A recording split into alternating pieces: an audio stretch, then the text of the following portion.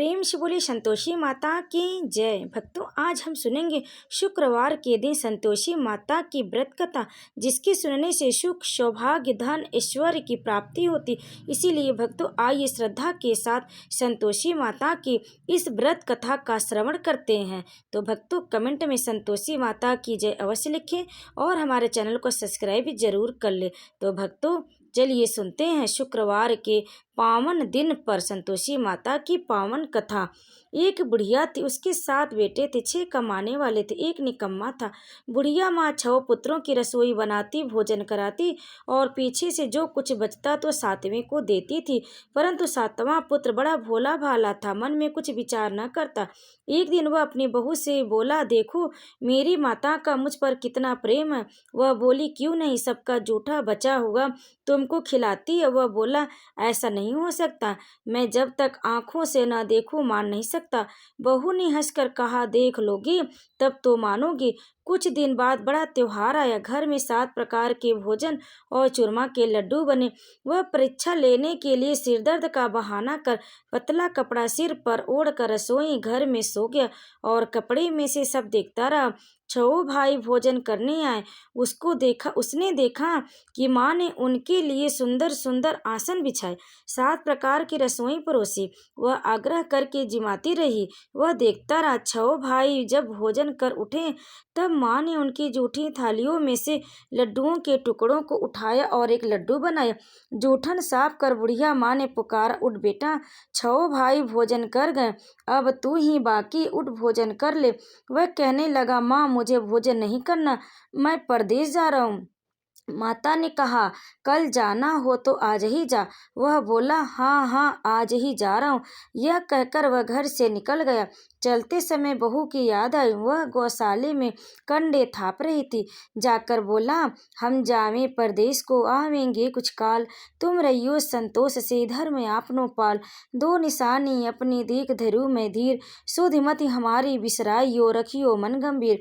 वह बोला, मेरे पास तो कुछ नहीं है, यह अंगूठी है सो ले लो और अपनी कुछ निशानी मुझे दो। वह बोली, मेरे पास क्या है, यह गोबर भरा हाथ है। यह कहकर उसकी पीठ पर गोबर के हाथ की थाप मार दी और वह चल दिया। चलते चलते दूर देश में पहुंचा। वहां पर एक साहूकार की दुकान थी। वहां जाकर बोला, सेठ जी मुझे नौकरी पर रख लो। साहूकार को जरूरत थी। साहूकार ने कहा, काम देख कर दाम मिलेंगे। साहूकार की नौकरी मिली। वह सवेरे 7 बजे से 12 बजे रात्रि तक काम करने लगा। कुछ दिन में दुकान का लेन देन, हिसाब किताब, ग्राहकों को माल बेचना, सारा काम करने लगा। साहूकार के 7-8 नौकर थे, वे सब चक्कर खाने लगे। यह बहुत होशियार बन गया। सेठ ने भी काम देखा और 3 महीने में ही उसे मुनाफे का साझेदारी बना लिया। 12 वर्ष में वह नामी सेठ बन गया और मालिक सारा कारोबार उस पर छोड़कर बाहर चला गया। इधर बहू पर क्या बीती सो सुनो। सास ससुर उसे दुख देने लगे। सारी गृहस्थी का काम कराकर उसे लकड़ी लेने जंगल में भेजते। इस बीच घर की रोटियों के आटे से जो भूसी निकलती उसकी रोटी बनाकर रख दी जाती और फूटे नारियल की नरेली में पानी। इस तरह दिन बीतते रहे। एक दिन वह लकड़ी लेने जा रही थी कि रास्ते में बहुत सी स्त्रियां संतोषी माता का व्रत करती दिखाई दी। वहां वह खड़ी होकर कहने लगी, बहनों, यह तुम किस देवता का व्रत करती हो और इसके करने से क्या फल होता है? इस व्रत के करने की क्या विधि है? यदि तुम अपने इस व्रत का विधान मुझे समझा कर कहोगी तो मैं तुम्हारा बड़ा उपकार मानूंगी। तब उनमें से एक स्त्री बोली, सुनो, यह संतोषी माता का व्रत है। इसके करने से निर्धनता, दरिद्रता का नाश होता, लक्ष्मी आती है, मन की चिंताएं दूर होती है, घर में सुख होने से मन को प्रसन्नता और शांति मिलती है, नुपति को पुत्र मिलता है, पति बाहर गया हो तो शीघ्र आ जाता है, कुंवारी कन्या को मन पसंद वर मिलता है, राजद्वार में बहुत दिनों से मुकदमा चलता हो तो समाप्त हो जाता है, कलह क्लेश की निवृत्ति हो, सुख शांति हो, घर में धन जमा हो, पैसा जायदाद का लाभ होता है, तथा और भी मन में जो कुछ कामना हो सब इस संतोषी माता की कृपा से पूरी हो जाती। इसमें संदेह नहीं है। वह पूछने लगी, यह व्रत कैसे किया जावे, यह भी बताओ तो बड़ी कृपा होगी। स्त्री कहने लगी, सवा आने का गुड़ चना लेना, इच्छा हो तो 5.25 आने का लेना या ₹1.25 का भी सहूलियत के अनुसार लेना। बिना परेशानी, श्रद्धा और प्रेम से जितना भी बन सके सवाया लेना। 5.25 पैसे से 5.25 आने तथा इससे भी ज़्यादा शक्ति और भक्ति के अनुसार गुड़ और चना ले। हर शुक्रवार को निराहार कथा कहना सुनना, इसके बीच क्रम टूटे नहीं, लगातार नियम का पालन करना। सुनने वाला कोई न मिले तो घी का दीपक जलाकर उसके आगे जल के पात्र को रख कथा कहना, परंतु नियम न टूटे। जब तक कार्य सिद्ध न हो नियम का पालन करना और कार्य सिद्ध हो जाने पर व्रत का उद्यापन करना। 3 मास में माता पूरा फल प्रदान करती। यदि किसी के खोटे ग्रह हो तो भी माता 1 वर्ष में अवश्य कार्य सिद्ध करती है। कार्य सिद्ध होने पर उद्यापन करना चाहिए, बीच में नहीं। उद्यापन में 2.5 सेर आटे का खाजा तथा इसी अनुसार से खीर तथा चने का साग करना। 8 लड़कों को भोजन कराना। जहाँ तक मिले देवर, जेठ, भाई, बंधु, कुटुंब के लड़के लेना। न मिले तो रिश्तेदारों और पड़ोसियों के लड़के बुलाना, उन्हें भोजन करा यथाशक्ति दक्षिणा दे।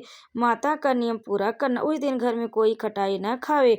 यह सुन बुढ़िया की बहू चल दी। रास्ते में लकड़ी के बोझ को बेच दिया और उन पैसों से गुड़ चना ले माता के व्रत की तैयारी कर आगे चली और सामने मंदिर देख पूछने लगी, यह किसका मंदिर है? सब कहने लगी, संतोषी माता का मंदिर। यह सुन माता के मंदिर में जा माता के चरणों में लौटने लगी, विनती करने लगी, माँ मैं दीन हूँ, निपट मूर्ख हूँ, व्रत के नियम कुछ नहीं जानती, मैं बहुत दुखी हूँ। हे माता जगत जननी, मेरा दुख दूर कर, मैं तेरी शरण में हूँ। माता को दया आई। एक शुक्रवार बीता कि दूसरे शुक्रवार को ही इसके पति का पत्र आया और तीसरे को उसका भेजा हुआ पैसा पहुँचा। यह देखकर जेठानी मुँह सिकोड़ने लगी, इतने दिनों बाद इतना पैसा आया, इसमें क्या बड़ा हुआ? लड़के ताने देने लगे। काकी के पास अब पत्र आने लगे, रुपया आने लगा, अब तो काकी की खातिर बढ़ेगी, अब तो काकी बुलाने से भी नहीं भूलेगी। बेचारी सरलता से कहती, भैया पत्र आवे, रुपया आवे तो हम सबके लिए अच्छा। ऐसा कहकर आंखों में आंसू भरकर संतोषी माता के मंदिर में मातेश्वरी के चरणों में गिर कर रोने लगी। माँ मैंने तुमसे पैसा नहीं मांगा, मुझे पैसे से क्या काम है, मुझे तो अपने सुहाग से काम है, मैं तो अपने स्वामी के दर्शन और सेवा मांगती हूँ। तब माता ने प्रसन्न होकर कहा, जा बेटी तेरा स्वामी आएगा। यह सुन खुशी से बावली हो घर जाकर काम करने लगी। अब संतोषी माँ विचार करने लगी, इस भोली पुत्री से मैंने कह तो दिया कि तेरा पति आएगा, पर आएगा कहाँ से? वह तो इसे स्वप्न में भी याद नहीं करता, उसे याद दिलाने मुझे जाना पड़ेगा। इस तरह माता उस बुढ़िए के बेटे के पास जा स्वप्न में प्रकट हो कहने लगी, साहूकार के बेटे सोता है या जागता है? वह कहता है, माता सोता भी नहीं हूँ, जागता भी नहीं हूँ, क्या आज्ञा है? माँ कहने लगी, तेरा घर बार है या नहीं? वह बोला, मेरा सब कुछ है माता, माँ बाप हैं, भाई बहन बहू, क्या कमी है? माँ बोली, पुत्र तेरी घरवाली घोर कष्ट उठा रही है। वह बोला, हाँ माता जी, यह तो मुझे मालूम है, परंतु जाऊँ कैसे? परदेश की बात है, लेन देन का कोई हिसाब नहीं, कोई जाने का रास्ता नजर नहीं आता, कैसे चला जाऊँ? माँ कहने लगी, मेरी बात मान, सवेरे नहा धोकर संतोषी माता का नाम ले, घी का दीपक जला, दंडवत कर दुकान पर जा बैठना। देखते देखते तेरा लेन देन चुक जाएगा, जमा का माल बिक जाएगा, साँझ होते होते धन का ढेर लग जाएगा। अब तो वह सवेरे बहुत ही जल्दी उठ मित्र बंधुओं से अपने सपने की बात कहता है। वे सब उसकी बात अनसुनी कर दिल लगी उड़ाने लगे, कहीं स्वप्न भी सच्चे होते हैं। एक बूढ़ा बोला, भाई देखो मेरी बात मान, इस तरह साँच या झूठ कहने के बदले देवता ने जैसा कहा वैसा ही करने में तेरा क्या जाता? अब बूढ़े की बात मानकर नहा धोकर संतोषी माता को दंडवत कर घी का दीपक जला दुकान पर जा बैठता। थोड़ी देर में वह क्या देखता है कि देने वाले रुपया लाएं, लेने वाले हिसाब लाएं। कोठे में भरे सामानों के खरीदार नगद दाम दे सौदा करने लगे। शाम तक धन का ढेर लग गया। मन में माता का नाम ले प्रसन्न हो घर जाने के वास्ते गहना कपड़ा सामान खरीदने लगा। यहाँ के काम से निपट घर को रवाना हुआ। यहाँ बहू बेचारी जंगल से लकड़ी लेने जाते, लौटते वक्त माता जी के मंदिर पर विश्राम करती। वह तो उसका रोज रुकने का स्थान ठहरा। दूर से धूल उड़ती देख वह माता से पूछती, हे माता यह धूल कैसी उड़ रही है? माँ कहती है, पुत्री तेरा पति आ रहा, अब तो ऐसा कर लकड़ियों के 3 बोझ बना, एक मेरे मंदिर पर रख, एक नदी के किनारे पर रख और दूसरा अपने सिर पर रख। तेरे पति को लकड़ी का गट्ठा देखकर मोह पैदा होगा, वह यहाँ रुकेगा, नाश्ता पानी बना खा पी कर माँ से मिलने जाएगा। तू लकड़ी का बोझ उठाकर जाना और बीच चौक में गट्ठा डालकर तीन आवाजें जोर से लगाना। लो सासू जी, लकड़ियों का गट्ठा लो, भूसी की रोटी दो, नारियल के खोपड़े में पानी दो, आज कौन मेहमान आया है। माँ की बात सुनकर वह बहुत अच्छा माता जी कहकर प्रसन्न मन हो लकड़ियों के तीन गट्ठे ले आए। एक नदी के तट पर, एक माता के मंदिर पर रखा। इतने में ही वह मुसाफिर आ पहुंचा। सूखी लकड़ी देख उसकी इच्छा हुई कि अब यहाँ निवास करे और भोजन बना खा पीकर गांव चले। इस प्रकार भोजन बना विश्राम ले गांव को गए। उसी समय बहू सिर पर लकड़ी का गट्ठा लिए आती है। उसे आंगन में डाल जोर से तीन आवाज देती है, लो सासू जी, लकड़ी का गट्ठा लो, भूसी की रोटी दो, नारियल के खोपड़े में पानी दो, आज कौन मेहमान आया। यह सुनकर उसकी सास अपने दिए हुए कष्टों को भुलानी है तो कहती, बहू ऐसा क्यों करती हो, तेरा मालिक ही तो आया है, आ बैठ, मीठा भात खाकर कपड़े गहने पहन। इतने में आवाज सुनकर उसका स्वामी बाहर आता और अंगूठी देख व्याकुल हो जाता। माँ से पूछता है, यह कौन है। माँ कहती, बेटा यह तेरी बहू है। आज 12 वर्ष हो गए हैं जब से तू गया है, तब से सारे गांव में जानवर की तरह भटकती फिरती, काम काज घर का कुछ नहीं करती, चार समय आकर खा जाती। अब तुझे देखकर भूसी की रोटी और नारियल के खोपड़े में पानी मांगती। वह लज्जित हो बोला, ठीक है माँ, मैंने इसे भी देखा और तुम्हें भी। अब मुझे दूसरे घर की चाबी दो तो मैं उसमें रहूंगा। ठीक है बेटा, तेरी जैसी मर्जी। यह कह माँ ने ताली का गुच्छा पटक दिया। उसने लेकर दूसरे कमरे को खोलकर सारा सामान जमाया। एक दिन में ही वहां राजा के महल जैसा ठाट बाट बन गया। अब क्या था, वह सुख भोगने लगी। तत्पश्चात अगला शुक्रवार आया। उसने अपने पति से कहा, मुझे माता का उद्यापन करना। उसका पति बोला, बहुत अच्छा, खुशी से कर लो। तुरंत ही वह उद्यापन की तैयारी करने लगी। जेठ के लड़कों को भोजन के लिए कहने गई। उसने मंजूर किया, परंतु पीछे से अपने बच्चों को सिखलाती है, देखो रे, भोजन के समय सब लोग खटाई मांगना, जिससे उसका उद्यापन पूरा न हो। लड़की जिमनी आए, खीर पेट भर खाए, परंतु बात याद आते ही कहने लगे, हमें कुछ खटाई खाने को दो, खीर खाना हमें नहीं भाता। देख कर अरुचि होती। लड़के उठ खड़े में बोले, पैसे लाओ। भोली बहू कुछ नहीं जानती थी, उसे पैसे दे दिए। लड़की उसी समय उठ करके इमली ले खाने लगे। यह देखकर बहू पर माता जी ने कोप किया। राजा के दूत उसके पति को पकड़ ले गए। जेठ जेठानी मनमाने खोटे वचन कहने लगे। लूट लूट कर धन इकट्ठा कर लाया था, सो राजा के दूत उसे पकड़ कर ले गए। अब सब मालूम हो जाएगा जब जेल की रोटी खाएगा। बहू से यह वचन सहन नहीं हुआ। रोती रोती माता के मंदिर में गई और कहने लगी, माता तुमने यह क्या किया, हंसा कर क्यों रुलाने लगी।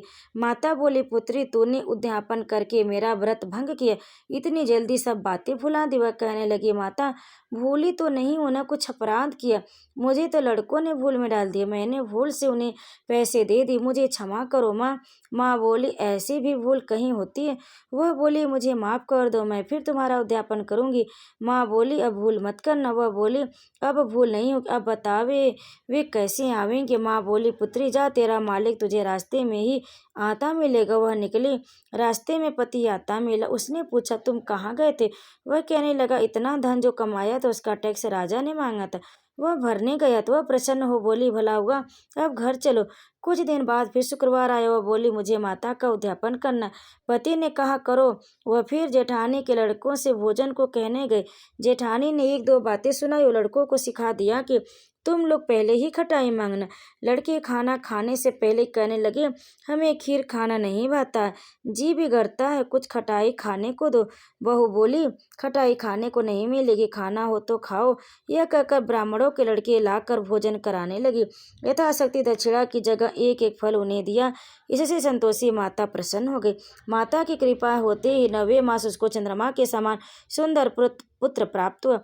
पुत्र को लेकर प्रतिदिन माता जी के मंदिर को जाने लगी।